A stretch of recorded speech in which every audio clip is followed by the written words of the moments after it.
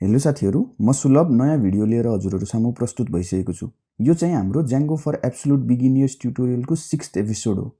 र अहिलेसम्म हामीले हाम्रो टुडो एप्लिकेसनमा युजरलाई डेटा कसरी शो गर्ने, कसरी टास्क क्रिएट गर्ने र कसरी अपडेट गर्ने भनेर सिकेको छौं। लास्ट भिडियोमा मैले नेक्स्ट भिडियोमा UI राम्रो बनाम्ला भनेको थिएँ, तर त्यो भन्दा पहिला अझ एउटा सानो फंक्सनालिटी चाहिँ एड गरौँ है।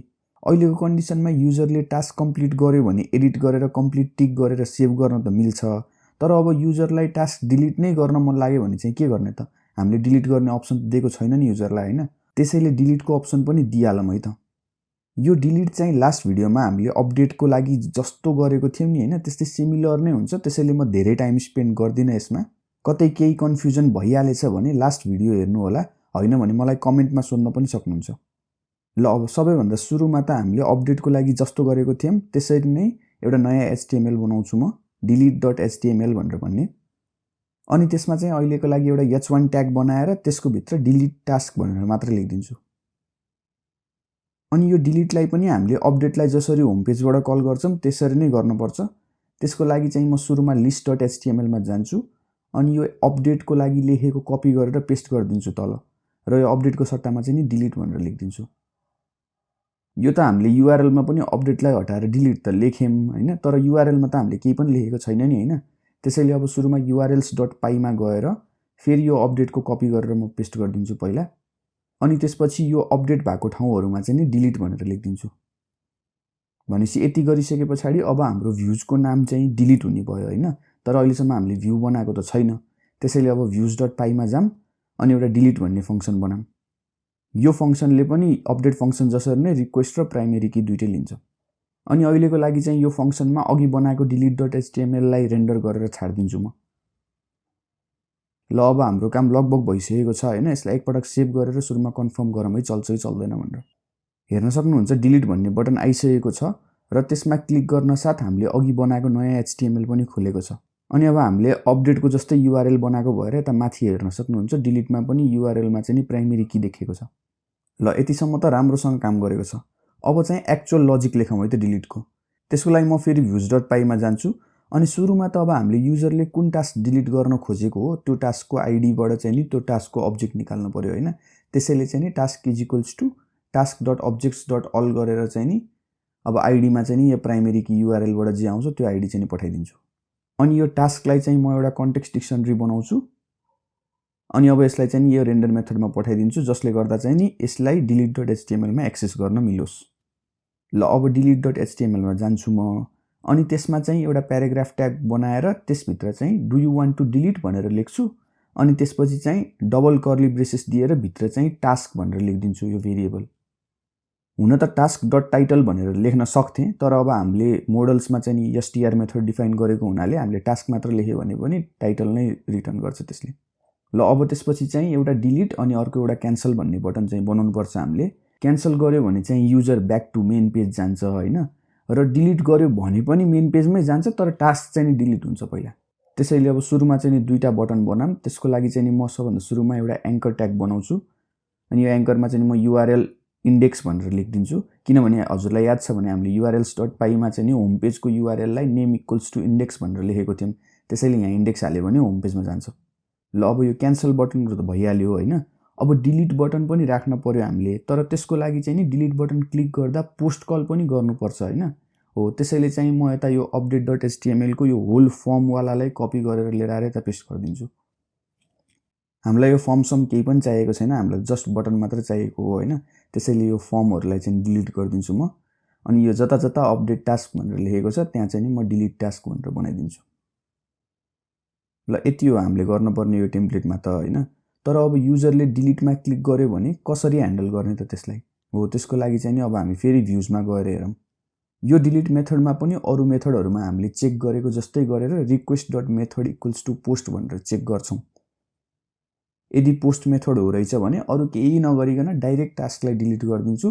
त्यसको लागि चाहिँ नि task.delete भनेर लेख्छु म अनि डिलिट गरिसकेपछि फेरि युजरलाई होम पेजमा रिडाइरेक्ट गरिदिन्छु।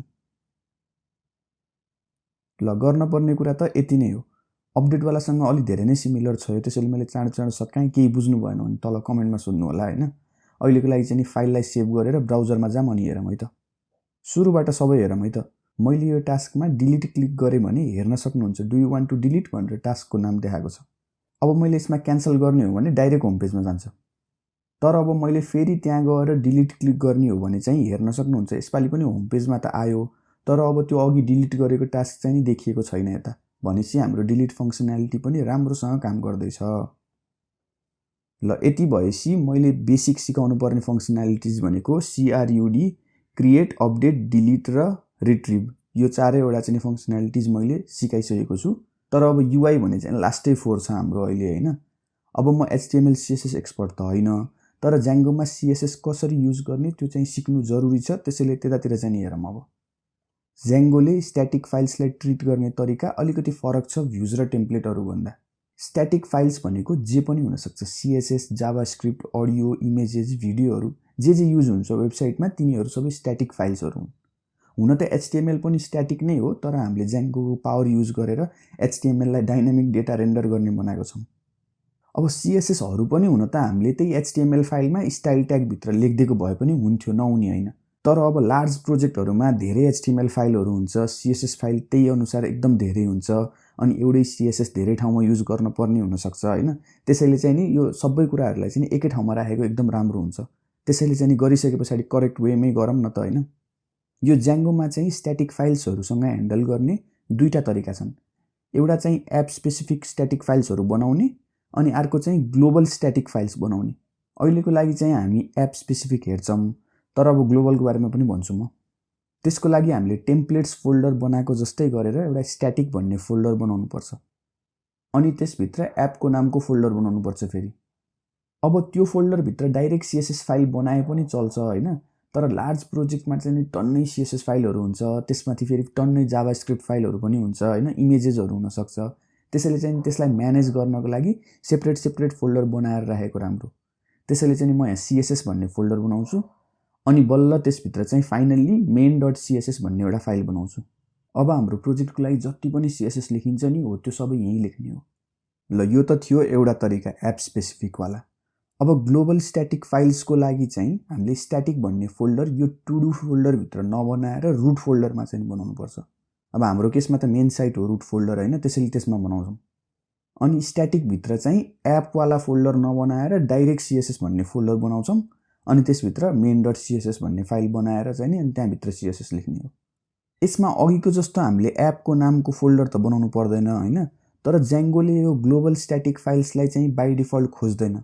त्यसैले चाहिँ settings.py मा गएर यो सबभन्दा लास्टमा एउटा भेरिएबल बनाउनु पर्छ, static files _dirs भन्ने।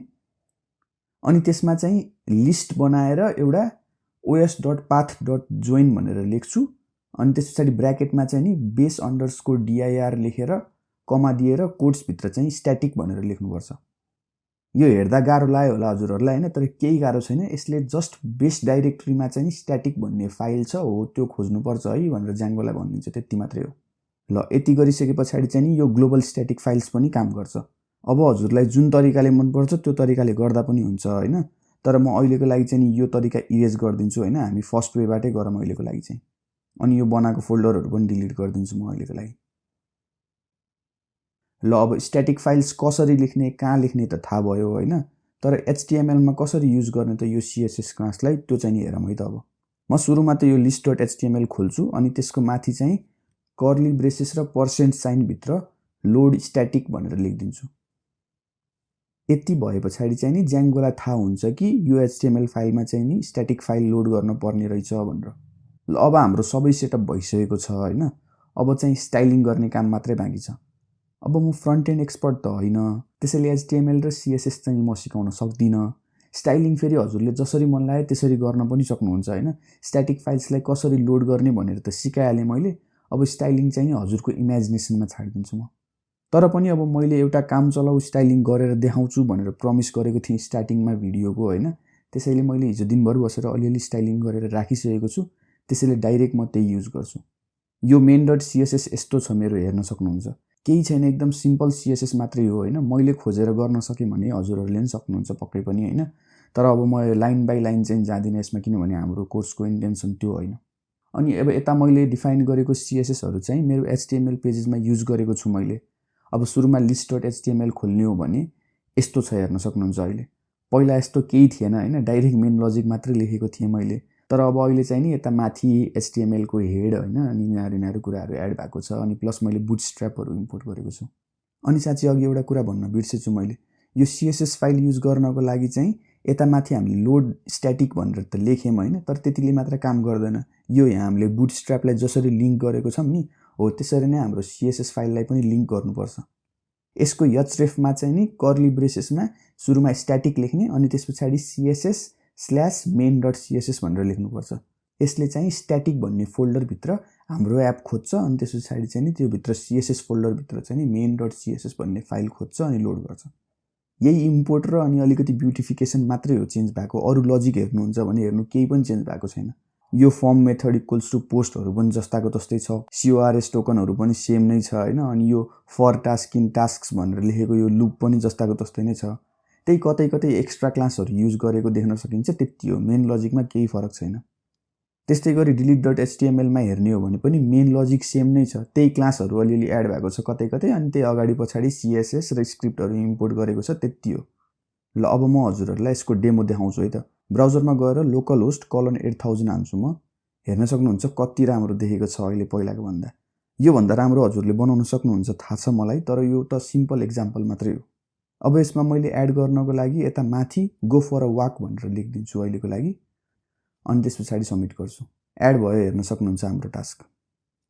अब यसलाई कम्प्लिटेड मार्क गर्नको लागि चाहिँ म यसलाई अपडेट गरेर अनि कम्प्लिटेड टिक गरेर सबमिट गरिदिन्छु। हेर्न सक्नुहुन्छ क्रस पनि भएको छ। अनि अब डिलिट गर्नको लागि चाहिँ म यता डिलिटमा क्लिक गर्छु अनि कन्फर्मेसन पेज आउँछ एउटा, त्यो कन्फर्म पनि गरिदिन्छु। ल हेर्न सक्नुहुन्छ डिलिट पनि भएको छ। अब बाँकी कुराहरू हजुरलाई छाड्दिन्छु म, एक्सप्लोर गर्नु होला। टास्क कम्प्लिट भएपछि इमेल पठाउने बनाए पनि हुन्छ हैन, यो टास्कलाई फिल्टर गर्ने अप्सन एड गरे पनि हुन्छ, यो स्टाइलिङहरु अझै एट्र्याक्टिभ बनाए पनि हुन्छ, टास्क मात्रै नबनाएर रिमाइन्डर्स जस्तो एड गर्ने अप्सन दिए पनि हुन्छ, जे गरे पनि हुन्छ के, लिमिट नै छैन यसमा। यति बनाउनुस् अनि पाइथन एनीवेयरमा होस्ट गरे पनि हुन्छ हैन, नभए वर्डप्रेसमा होस्ट गरे पनि हुन्छ, डोमेन छ हजुरहरुसँग भने। नभए अझै एक स्टेप अगाडि जान चाहनुहुन्छ भने आजकल अब क्युबरनेटिस र डकरको जमाना छ हैन, यो ज्याङ्गो एपलाई चाहिँ डकराइज गर्नुस् अनि क्लाउड रनमा होस्ट गर्नुस्। पोसिबिलिटिजहरु टन्नै छन्, जे गरे पनि हुन्छ, तर गर्न चाहिँ गर्नु होला। अनि साँच्चै यो कोड हजुरहरुलाई चाहिन्छ भने चाहिँ म गिटहबको रिपोको लिंक चाहिँ तल डिस्क्रिप्सनमा हाल्दिन्छु हैन, त्यहाँ गएर हेर्न सक्नुहुन्छ। यति भन्दै यो Django for absolute beginners tutorial चाहिँ यही सकाउँछु म। हजुरलाई कस्तो लाग्यो भिडियो, रमाइलो लाग्यो, हेल्पफुल लाग्यो भने चाहिँ प्लिज शेयर गरिदिनु होला साथीहरुलाई वा फेसबुक ग्रुपहरुमा शेयर गरिदिनु होला हैन, मलाई एकदम हेल्प हुन्छ त्यति गरिदिनु भयो भने हजुरहरुले। केही पनि प्रब्लम छ यो रिलेटेड भने तल कमेन्ट गरेर वा डिस्कर्ड सर्भर जोइन गरेर सोध्न सक्नुहुन्छ। सब्स्क्राइब गर्नु भएको छैन भने चाहिँ मेरो च्यानललाई सब्स्क्राइब चाहिँ पक्कै पनि गर्नु होला र बेल आइकन पनि प्रेस गरिदिनु होला। यति भन्दै यो भिडियोको यतिश्री गर्न गइरहेको छु। Happy coding.